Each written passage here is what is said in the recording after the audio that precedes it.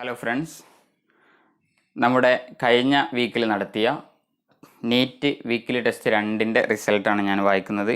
അതിൽ leader board മാത്രമേ ഞാനിവിടെ വായിക്കുന്നുള്ളൂ. ഇനി നമുക്ക് നെക്സ്റ്റ് വീക്ക് മുതൽ, ഇന്നിപ്പോൾ നമ്മുടെ മെഗാ ടെസ്റ്റ് 15 നടന്നുകൊണ്ടിരിക്കുന്നത്. നെക്സ്റ്റ് വീക്ക് മുതൽ നമുക്ക് ഫെബ്രുവരിയിലും മാർച്ചിലും പൂർണ്ണമായിട്ട് നമുക്കൊരു റിവിഷൻ ടെസ്റ്റ് സീരീസ് നടത്തണം. അതിൻ്റെ പൂർണ്ണമായിട്ടുള്ള ഷെഡ്യൂൾ ഞാൻ ഉടനെ തന്നെ പബ്ലിഷ് ചെയ്യുന്നതാണ്. അപ്പോൾ അതിൽ നമുക്ക് നമ്മുടെ +1ലെയും +2ലെയും എല്ലാ ചാപ്റ്റേഴ്സും കവർ ചെയ്യുന്ന രൂപത്തിൽ പാർട്ട് ആക്കിയിട്ടാണ് നമ്മൾ ആ ടെസ്റ്റുകൾ നടത്തുക, പാർട്സ് ആക്കിയിട്ടാണ് നടത്തുക. അപ്പം ഏകദേശം ഒരു ടെസ്റ്റിൽ എല്ലാ സബ്ജക്റ്റിൻ്റെയും 4-5 ഒക്കെ ചാപ്റ്റേഴ്സ് വരുന്ന രൂപത്തിലാണ് ആ ടെസ്റ്റ് ഉണ്ടാവുക. ആ ടെസ്റ്റ് നിർബന്ധമായിട്ട് എല്ലാവരും അറ്റൻഡ് ചെയ്യണം. അതിൻ്റെ ശേഷമാണ് നമ്മൾ ഏപ്രിലിൽ നമ്മുടെ ക്രാഷ് ടെസ്റ്റ് സീരീസ് നടത്തുക. ക്രാഷ് ടെസ്റ്റ് സീരീസിൽ എല്ലാ ദിവസവും എക്സാംസ് ഉണ്ടാവും. അതിൽ ഈ പറഞ്ഞതുപോലെ തന്നെ പാർട്ടാക്കിയിട്ടാണ് ക്രാഷ് ടെസ്റ്റ് സീരീസിലും നടത്തുക. അതിൻ്റെ കൂടുതൽ വിവരങ്ങൾ അല്ലെങ്കിൽ കൂടുതൽ ഡീറ്റെയിൽസ് ഞാൻ ഇനി വരുന്ന വീഡിയോകളിലായിട്ട് നൽകാം. എന്തായാലും റിവിഷൻ ടെസ്റ്റ് സീരീസാണ് ഇനി നമ്മൾ കണ്ടക്ട് ചെയ്യുന്നത്. അത് ഇതുവരെ നിങ്ങൾ എഴുതിയ പോലെ തന്നെ വളരെ ഇമ്പോർട്ടൻ്റ് ആയിട്ട് എടുത്തിട്ട് നമ്മുടെ ടെസ്റ്റ് സീരീസിനനുസരിച്ച് പ്രിപ്പയർ ചെയ്തിട്ട് എല്ലാവരും എക്സാം അറ്റൻഡ് ചെയ്യണം. ഓക്കെ, ഞാൻ നീറ്റ് വീക്ക്ലി ടെസ്റ്റ് 2ൻ്റെ മെഗാ ടെസ്റ്റ് 2ൻ്റെ റിസൾട്ട് ഇവിടെ വായിക്കാം.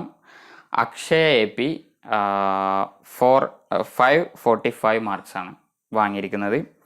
അതുപോലെ Sabeel 357, then Diya 327 and Rafna Rafeeq 256 and Athira 225. ഇത്രയുമാണ് നമ്മുടെ ലീഡർ ബോർഡ്. ഒരുപാട് കുട്ടികൾ എക്സാം എഴുതിയിരുന്നു. അപ്പോൾ ഞാൻ ഇനി വീണ്ടും ആവർത്തിക്കുകയാണ്, നിങ്ങൾ ഏത് എക്സാം എഴുതാണെങ്കിലും അതിൻ്റെ മുന്നേ കുറച്ചുകൂടി പ്രിപ്പയർ ചെയ്തിട്ട്, കാരണം മുന്നേ നടന്ന എക്സാമുകളിൽ നല്ല മാർക്ക് വാങ്ങിയ കുട്ടികൾ തന്നെ പിന്നീടുള്ള എക്സാമുകളിൽ ലോവർ മാർക്ക് വാങ്ങുന്നതായിട്ട് ഞാൻ കണ്ടിട്ടുണ്ട്. അപ്പം നമ്മുടെ ഓരോ എക്സാമിലും അതിൻ്റെ സീരിയസ്നെസ്സോട് കൂടി തന്നെ എല്ലാ എക്സാമും അറ്റൻഡ് ചെയ്യണം. നന്നായിട്ട് മാർക്ക് സ്കോർ ചെയ്തിട്ട് തന്നെ നിങ്ങൾ മുന്നോട്ട് പോകണം. ഇനി വരുന്ന റിവിഷൻ ടെസ്റ്റ് സീരീസിൻ്റെ ഷെഡ്യൂൾ ഞാൻ പബ്ലിഷ് ചെയ്യാം. അത് പബ്ലിഷ് ചെയ്ത് കഴിഞ്ഞാൽ അതിനനുസരിച്ചിട്ട് നിങ്ങളുടെ പ്രിപ്പറേഷൻ ഒന്നുകൂടി എഫക്റ്റീവ് ആക്കിയിട്ട് ഷെഡ്യൂളിനനുസരിച്ച് നിങ്ങൾ പ്രിപ്പയർ ചെയ്തിട്ട് എക്സാം അറ്റൻഡ് ചെയ്യണം. അപ്പോൾ മാത്രമേ നമ്മൾ വിചാരിച്ച ഒരു രീതിയിലുള്ള ഒരു റിസൾട്ട് കിട്ടുകയുള്ളൂ. അതിനുശേഷം നമുക്ക് ക്രാഷ് ടെസ്റ്റ് സീരീസിലേക്കും പോവാം.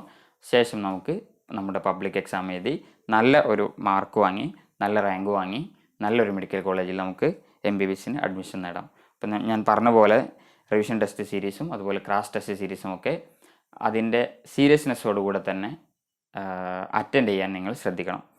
Okay, thank you.